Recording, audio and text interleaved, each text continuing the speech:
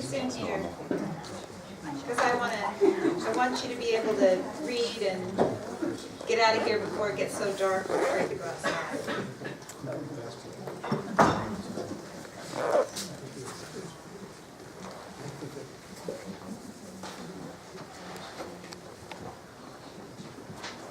Okay, you know, I thought I would start with a brand new poem. That's kind of maybe bad form, but I don't care. I'm going to do it. So we just completed the holiday season full of work parties and all of that implies. And so this is a poem called Karaoke. Do something, save him, you're his wife, somebody begs, when you're about halfway through. But wasn't everybody meant to take a turn? There you are on a stage where you never ever want to be, constructing a metaphysical lean-to for shelter from our eyes and iPhones.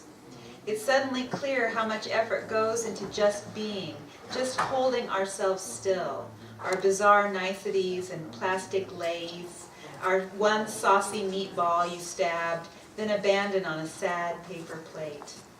How did we get this far into a foreign century, this many levels down into our middle age?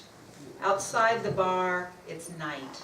We've got to find our coats and our car, which will be frigging cold, and we'll have to make conversation all the way home. I won't be able to say I wanted to rip you off the stage and wrap you in a blanket like a victim of a 5-alarm fire and the revolving lights of catastrophe, and so what if you're naked? Nobody blames you.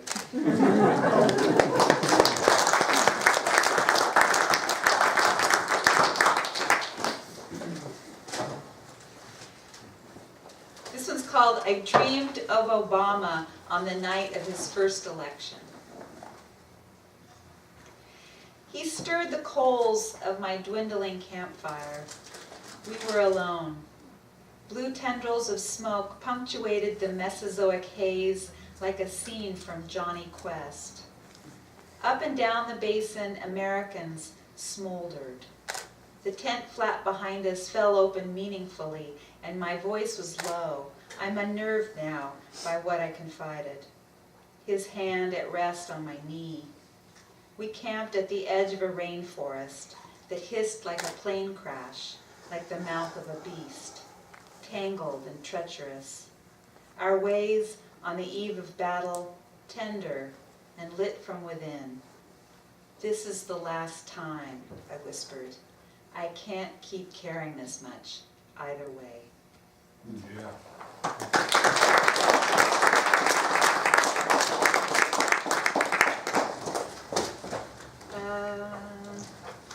So this is a poem called Horse Latitudes. The Horse Latitudes are that area in the Pacific Gyre that is that trash in the Pacific Ocean that just won't go away. It's caught in this still place. And it got its name, though, from centuries of sailors being afraid of this area because there's no wind. And so once a ship kind of made its way into the Horse Latitudes, it would get stuck there for weeks sometimes, and they'd start to starve because they didn't have enough food, and they'd start they'd throw horses overboard or something. I don't know. Anyway, it got its name somehow. I used to remember, but I don't have a memory now. But I did go to 39 counties. Did I tell you that? So it's called Horse Latitudes. A raft of debris as large as Africa accumulates in the Pacific Gyre. Trash, plastic, rope, netting, a synthetic sea of flotsam that will outlive us all. Few ships enter. A windless ocean strikes terror in the crew.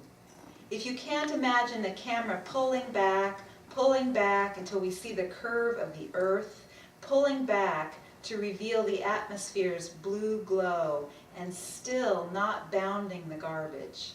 If we can't acknowledge the damage done, then recall your secret hurt that churns and churns and won't diminish, a spiral so huge your mind mutinies and denies it all.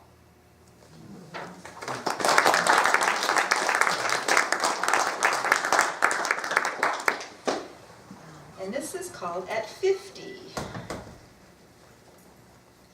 This is the city at early dusk, rain suspended, glossy streets hissing with passing cars. In an amber-lit department store, young women stroke blush on customers' cheeks. A shopper lingers at a rounder of evening dresses, stops at a headless mannequin fitted in merino wool. She considers the sweater's deep V, feels for her throat, and surveys the islands of jewel-colored merchandise, the glimpse of bare-limbed trees outside, wrapped in delicate white lights. When she was a little girl, tumbleweeds blew against her bedroom window, and her mother dabbed wool wax cream on her face to protect her from the biting wind. Now her mother and father are gone, she is reminded by an elevator bell, by the click of high-heel boots on marble. Tonight, in a velvet seat, in a burnished symphonic hall, she will listen, rapt, to a German orchestra play Schumann. Damn the world, damn loving it this desperately, the oboe breaking out like a great soaring owl as she sits dumbfounded in the dark.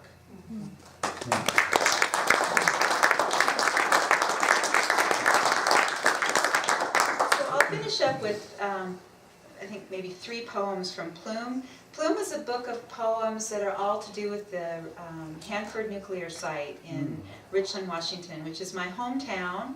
I worked as an engineer at Hanford for 3 years, so some of these poems are based on my experience working there.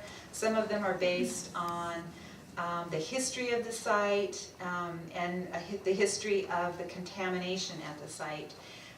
So this is a book that's really about a search for identity in light of all the revelations that came out in the 1980s, 90s, 2000s about contamination events that we didn't know about when we were growing up there.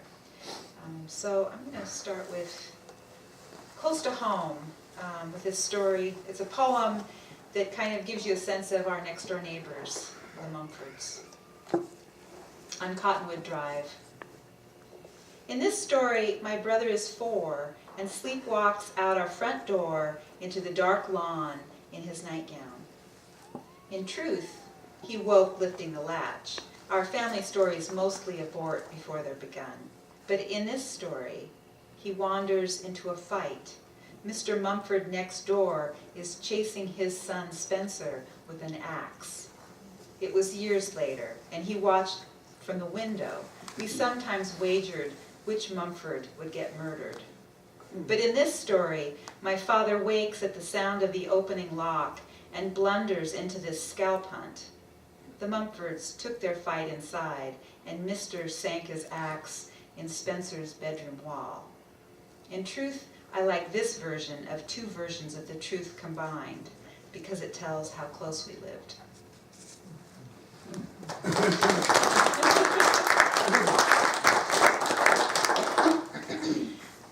And I'm going to read two parts of a 6-part poem called Augean Suite. This is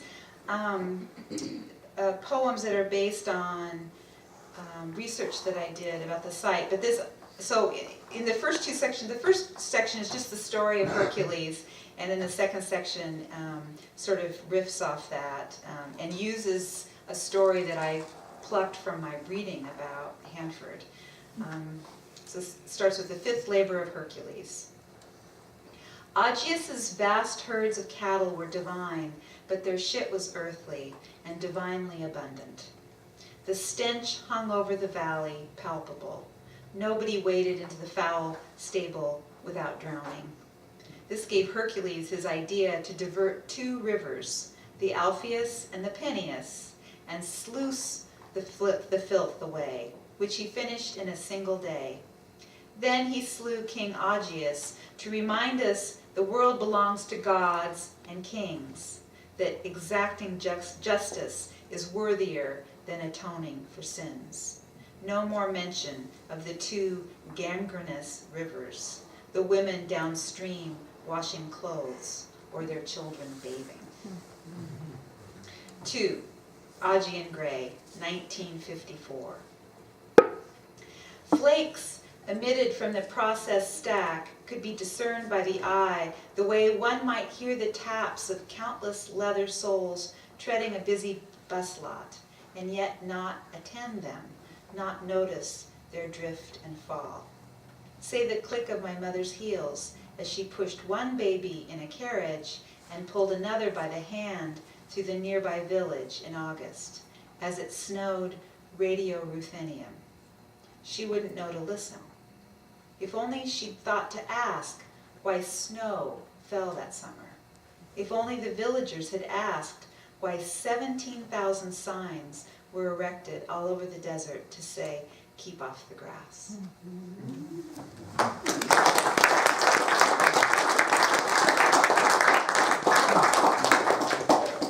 So I'll finish up with one more poem. This is a poem based on the work I did at Hanford when I was an engineer. I worked in the hydrogeology unit, and one of the things we did was take water level measurements in something like 600 or 800 wells, some of them to depths down to 300 feet, because the water table is very low there. And by measuring the water levels, we could map the water table and see how fast the contaminants were moving towards the Columbia River, along with chemical data. Yeah. Well, you want to know where it is, right? So this is. I'll finish with this poem. It's called Reading Wells. Between releasing a pebble to a deep well and the distant plash rising up to your ear, you accept all the mysteries of water and geologic time, the inexorable wearing down, bringing low everything, no matter every one, and our mistakes, which are brutish, which will linger 10,000 years, which may end us altogether, 1001, 1002, are unforgiven and unbounded, but pebble size, compared with this keyhole view on what can only be God, it is so deep and unlit.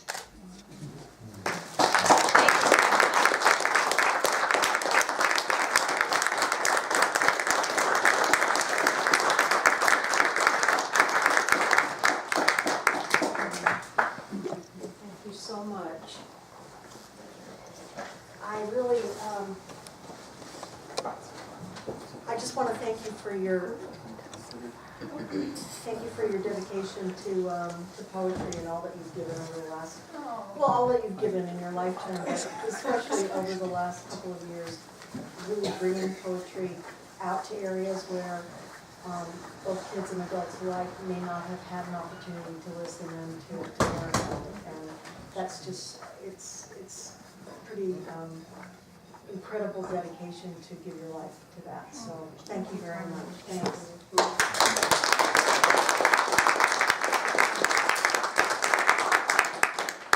We are going to get back into the open mic with David Nelson. David, come on up.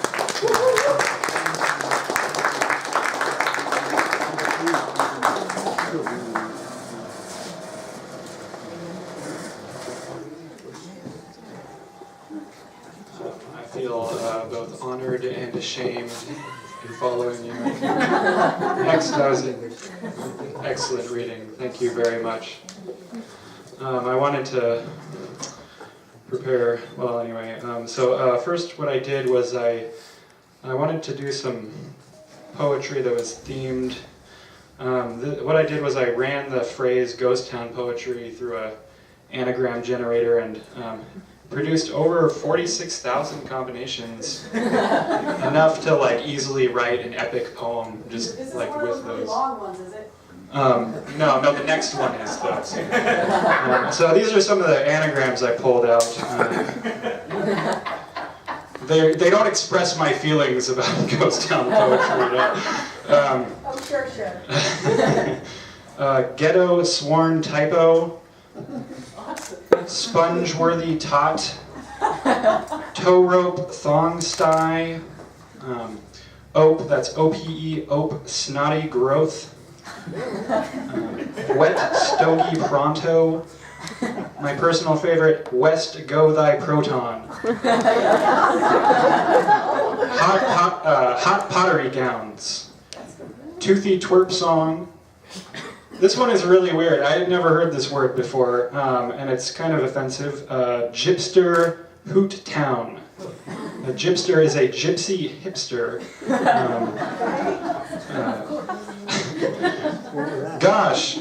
Gosh, new potty rot. Tent porgy hosto. Gentry tooth swap. And newt orgy hotspot. Or if you want, it can also be newt Euro hotspot. No, you're right. Very pro new orgy.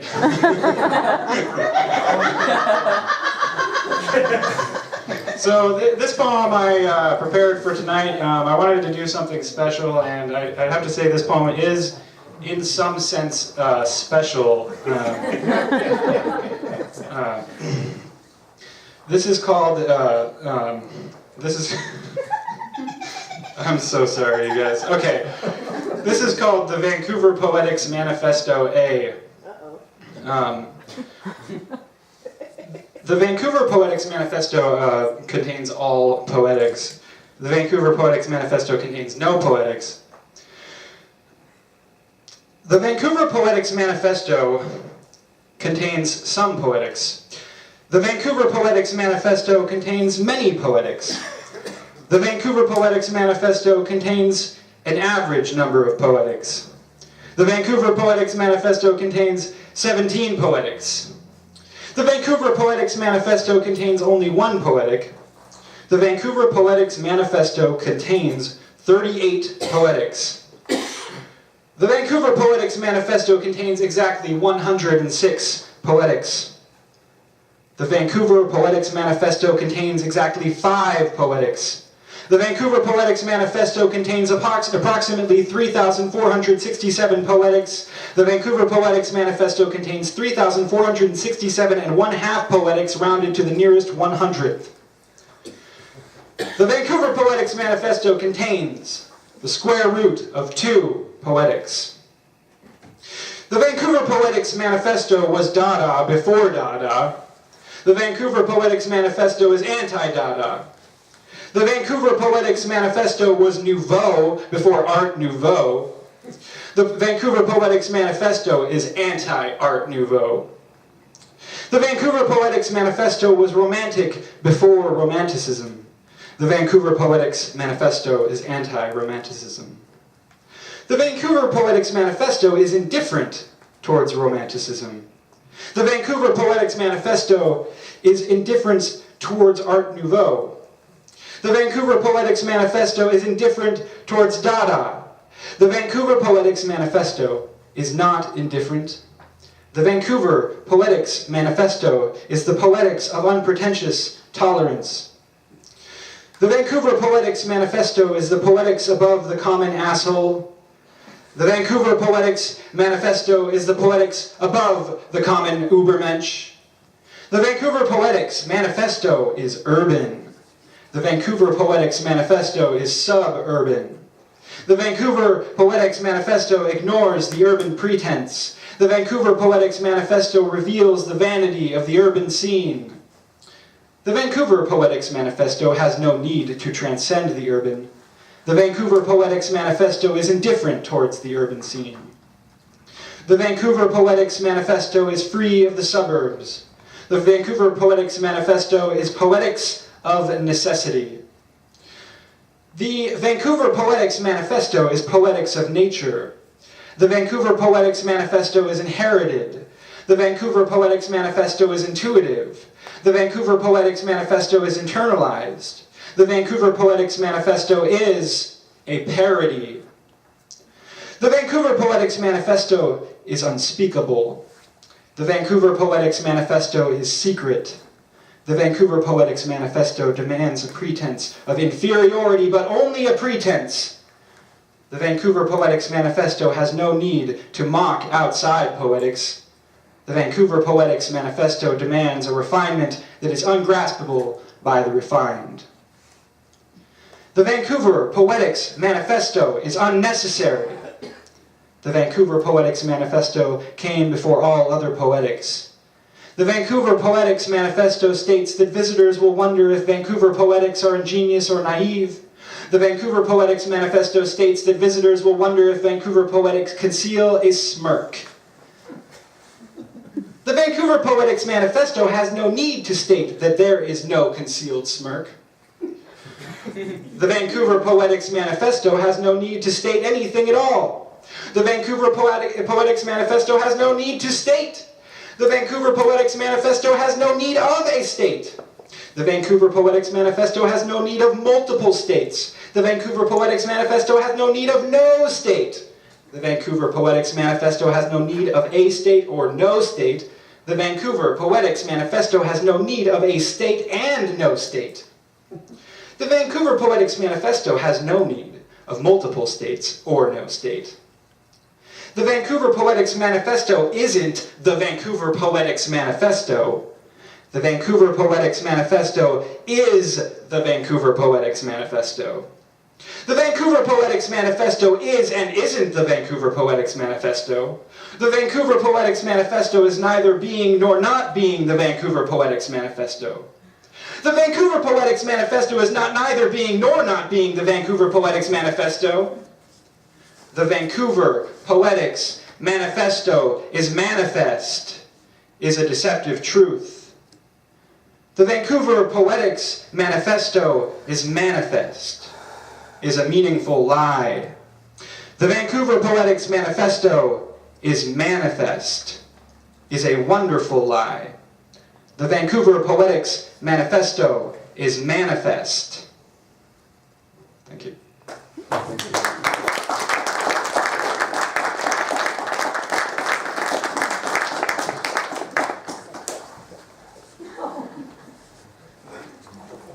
All right, our next reader is Taylor, is it Adels? Yeah.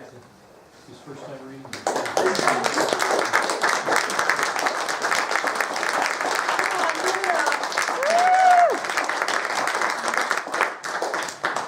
You better be good. That's a story. Quaver and fake. No pressure at all. I don't really know how to introduce this, so to hell with it. It's called Birth of a Nightmare. Sounds clatter to vainly fill the infinite darkness, evanescent and timeless, scattering away from all to hide. The sounds, so distant and ephemeral, tug and pull at that which draws from the nothingness. There is nothing here, nothing but fear. It pours into this darkened void and brings with it unshakable life. Violently it struggles, writhing and twisting from beyond the edge of oblivion, reaching out toward what faint yet significant sounds call to it, beckoning it onward. From the very brink of death, that most absolute border, the fear strains to break away, to tear away from those impossible bonds which resist it. It heaves and wrenches, struggling with such interminable violence that in its great pursuit something fragile is torn apart. That very fragility which drives the fear, which binds its essence, is life. The fragile yet ever resilient life which drifts along time's flow to define its opposite, that grandest, inescapable prison, unbiased and unreal, yet ever merciful death. It craves to gleam in existence once more, yet is rent apart before reality. And where do the pale feelings fall now in this vile torment? To what domain can such a will be tempered before the frozen void lends cracks to the faint mass? A shuddering image begins to form at the light's very edge, so small and lost. What horrifying nightmare, as fear and life bound together break free at last from death itself, yet cannot awaken, not here in this doom so far from safety. Now grasping at vapor-like memories, so thin and frail, it seeks unrelenting to quell those sounds which may be voices. And the smallest fragment of memory flashes forth, here in the void, at the edge of time and space and reality. beyond even the endless obsidian wall which holds as a barrier between something and nothing. Mere impossibility changes as it becomes I. It becomes I. The vision enveloping and shaping the form is the spark. A bright red rose painted the blackened sea a color I could not see. The towering glow went high and low and branched toward every horizon. High above it all I saw there wings that spread forever free, reaching out to me. To glimpse the sight, the lie, the feeling would be all I would ever need. For in the bastion, deep and sunken, of solace was where I dwelled. So low and tight it held me all covetous and grim, for all those days before the final one. Then came so suddenly that grand moment when the ever-open sky carried me up into the purest light.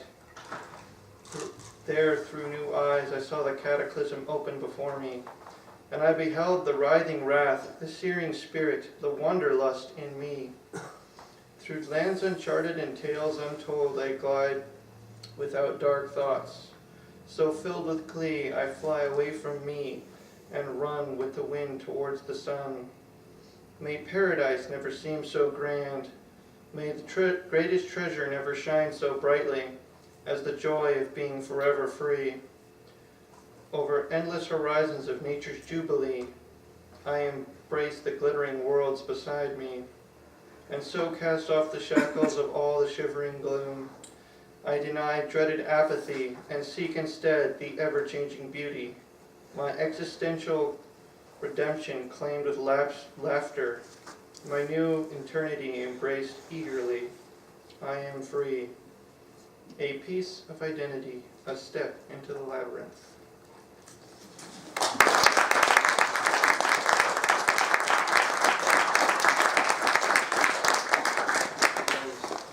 Attempt at creating a character for a book I want to write.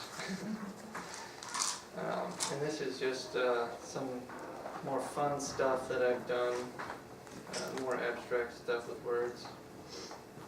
In contemplation of the infinite, the dark became apparent, and suddenly life seemed a phantasmagoria, all utterly surreal.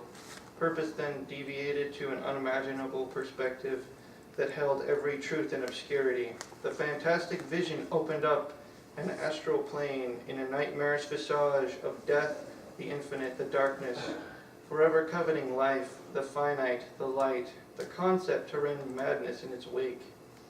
In the vast abyss, only laughter rang out from every voice, bearing the song only heard by the soul which I had denied existence, a song of such joyous ecstasy that was envied by the stars and the darkness through eternity, and which tore through the threshold of chaos itself, where the enigma was at last unveiled. And then I looked up at the demise of light, evoking a sense of grandeur within me, and the shackles that had held down gentle wonder became null at the touch of darkness. There upon a river of infinitesimal flames lay freedom, my dreams awakened.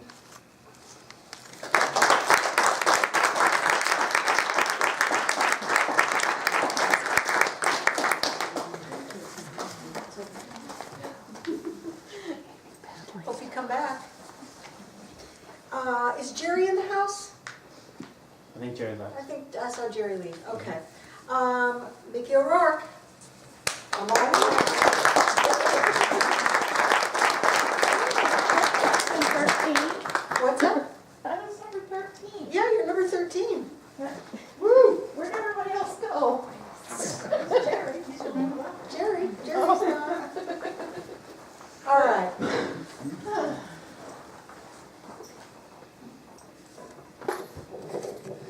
I'm actually going to wait and share the one that was chosen until I actually have the book in my hands and I can read it. But I want to read a new piece that was inspired by a book title that's back there. It's Prophets and Poets.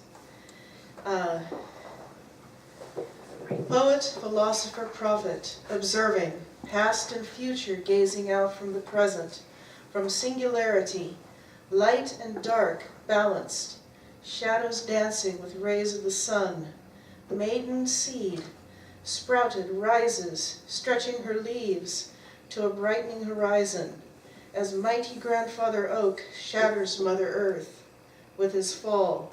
Time is not linear. Then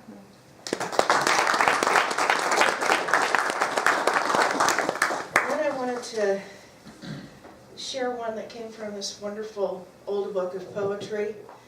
It's called The Music Makers. And it's about us, all of us, not just those of us that are here, but poets everywhere. We are the music makers, and we are the dreamers of dreams, wandering by lone sea breakers and sitting by desolate streams. World losers and world forsakers, on whom the pale moon gleams, yet we are the movers and shakers of the world forever, it seems. With wonderful deathless ditties, we build up the world's great cities. Out of a fabulous story, we fashion an empire's glory. One man with a dream at pleasure shall go forth and conquer a crown, and three with a new song's measure can trample a kingdom down. We, in the ages lying, in the buried past of the earth, built Nineveh with our sighing, and Babel itself with our mirth, and o'erthrew them with prophesying to the old of the new world's worth.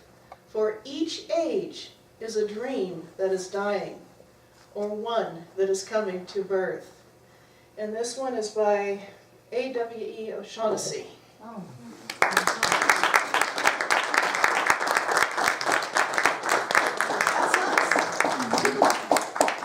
All right, we're gonna hear from Diane Cameron. Diane, come on up.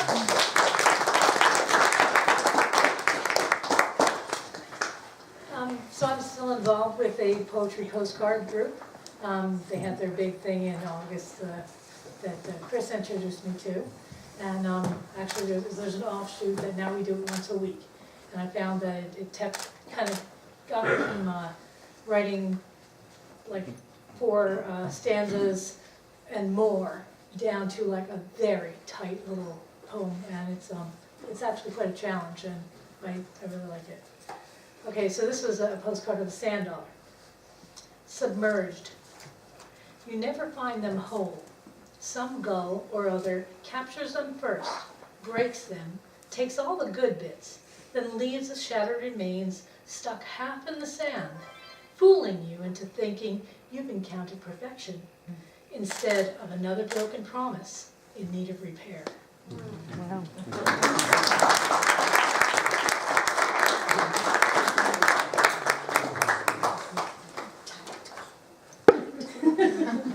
You know, I mean, that's a really hard thing to do, to take, you know, to get it down like that, It's to make it tricky really when you tight. first, especially when you first Absolutely. go from this to Absolutely. like that. Totally. So, And you just write, and then you realize, like, how do I get it onto something like that? I did it one year, and I really did, I thought I was gonna drive off a bridge, so. Because I'm not known to be, so. Okay, we're next gonna hear from Josh Gaines. Josh, come on up. This is Josh's first time reading here, so give it up.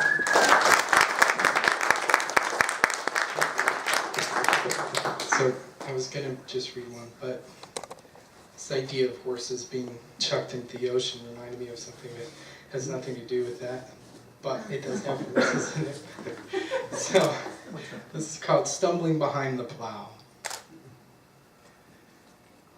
A footfall inevitable is a foot poised, a hoof shod in iron.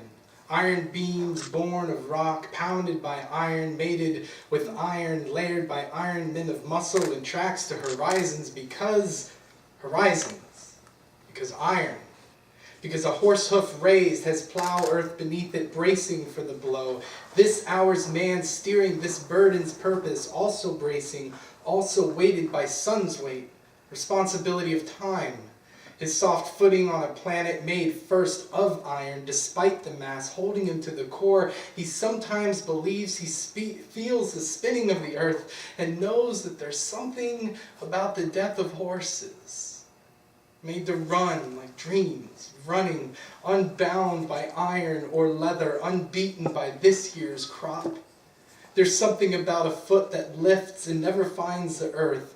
First law of mobility, someone steers. Behind the horse, behind the plow, behind the man, driving relentless as sunrise, and that foot dragged more than lifted. He holds his lungs to himself as if he were iron-bound, beaten. Late day sun, will that cracking hoof ever fall? Thanks.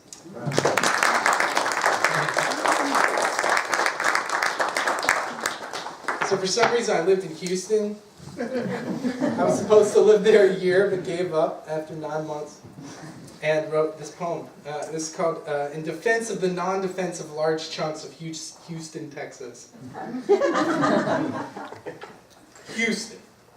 Sweaty and grime, 2 blocks north past Westheimer walls of urine you'd rather not walk through, to the 3-story, sad story, 1940 coriander apartments where drunks hang like Sunday laundry tenement clotheslines, whooping at each other's illegitimate daughters, and when they can't see so well, their own.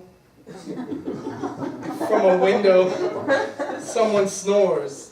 Someone pops up, she like a yellow button, daring someone to push her. Caution, she says. Caution. The cigarettes are for show, but the boot knife is for slippery hands. Mr. Talisker's one finger down now, uses his nub to scare little kids, but keeps his distance. Too tired anyway or too drunk. Oppressive heat chops you off at your hips.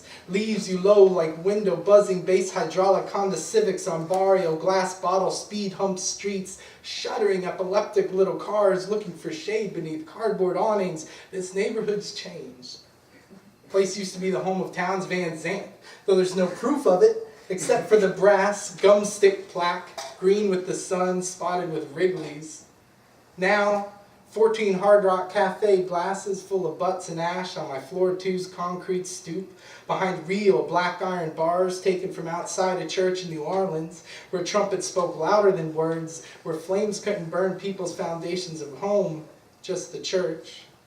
Behind Jen's juniper, mistook for the sap of pines and grass and sweet. Behind the powder smell of the space between the tired breasts of strip club girls, who in surveys outnumber any single racial group in this city.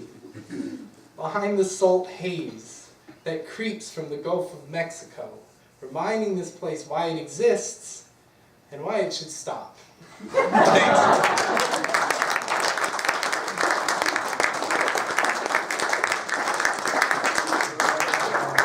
I really enjoyed that. How did you hear about us? Chris. Chris, okay. Facebook. Facebook? Yeah, how'd you hear about us? Chrissy had a flyer Okay. for the library readings. Okay, cool. Well, I like it. It's very exciting for me when we have new people, and we have 3 folks tonight that had never read here before, so it's like, yay. So next we're going to hear from Joyce Colson. Joyce, come on up.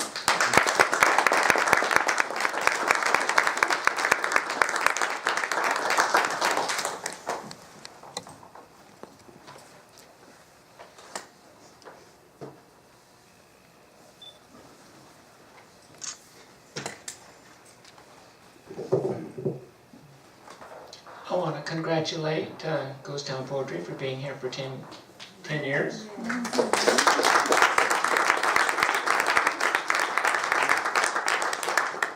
I host an open mic poetry next Wednesday at Paper Tiger Coffee Roasters. All I have to do is last another 9 years and 4 months to make 10 years.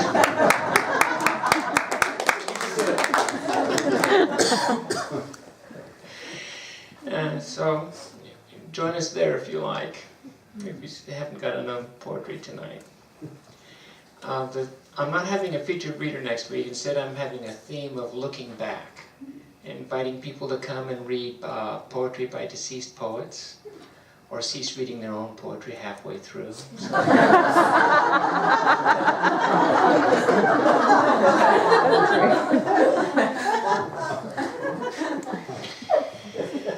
Anyway, to celebrate sort of ahead of time, looking forward to next week, I'm going to look back on my own poetry. I'm going to share this first poem, which I wrote last month, and then the next one was written 6 years ago, and the last one was written 30 years ago.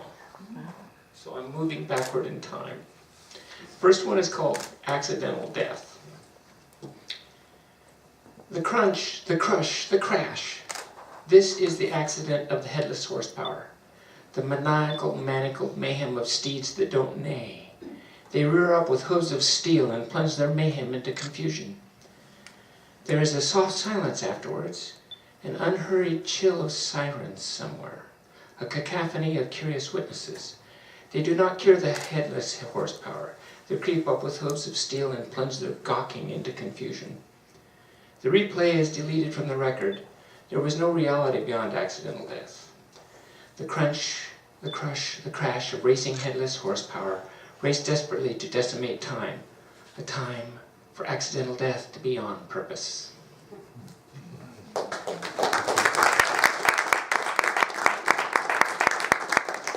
Set my Wayback Machine, go back 6 years. And justice for all. Essentially expired all the while, they procrastinated when they held the trial. The guilty judge hammered a decree before the naked excuse. Like sheep, the attorneys heard the plea. The defense lay in ruse, the sin so cleverly, if not diabolically circumstantial, was obtuse. The jury cowered behind picky fingernails and chagrined their nods behind the rails. The judge decreed a hammered naked guilt, and the jury procrastinated into their adjourn. The verdict billed a fabrication of hell and burn. Then courtly did the jury gloat the guilty's wilt. And as the justice sneered this circumstantial turn, that was when God screamed, "Tilt!"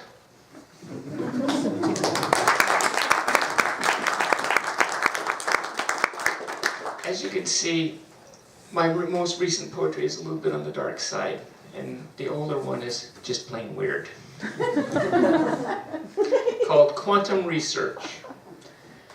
The lonely is not understanding the denial of why.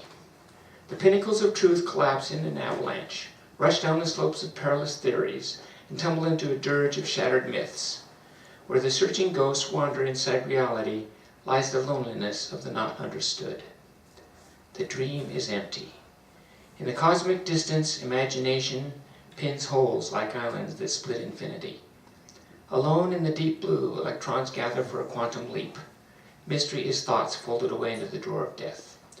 Singularity decomposes the rainbow, whispers to the computer and the ghost. The universe blends to a perspective.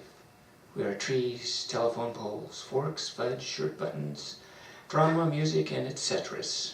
The sun is only average. On the horizon, the fog of kaleidoscope worlds trundle past, leaving heavy trips and confusing searches into an empty skull. Rolling along like a piano out of tune, I gamble that the sun burns a focus in my words, that the shadows, thus broken, will mellow a breeze and doff my hair. I can smell the grass, a fresh green for thoughts wandering on a high plateau, a maze to puzzle, aimlessly amazing me. Ailing and amassed, I can arise, elope to the vast horizon, and there I will dwell forever with alpha and beta particles.